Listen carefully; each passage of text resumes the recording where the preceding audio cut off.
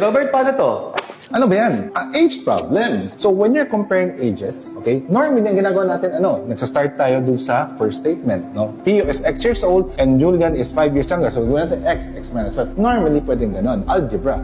Minsan, mas madali gawin natin hindi na algebraic approach. Ngayon dito, in 3 years, Theo's age will be double that of Julian's. Now, pag sinabi natin double, kung sinabi natin Theo to, tapos Julian ito, that means kung ano yung age ni Julian, si Theo magiging double siya in 3 years. Okay? Now, one thing na very important na ma-realize natin sa age problem ay that pag sinabi niyang Julian is 5 years younger at present, in 3 years time, how many years younger siya? 5 years pa rin. 5 years pa din. Diba? Kasi hindi nagbabago, forever 5 years younger. Okay? Now, in 3 years time, itong difference na ito ay ilan? 5? 5 years to. Diba? So, pag double siya, that means ito ay 5 din. Ito rin ay 5. Ito rin ay 5. Right? So, in 3 years time, Theo is 10 years old while Julian is 5 years old. So, natin malaman, how old is Theo now? So, pag Theo now, we have to subtract it by 3. 10 minus 3, therefore, the age is 7. So, the answer here is your letter A. Ayan, sagutin na natin. Yes! Feeling ko, papasa na ako ng OPCAT.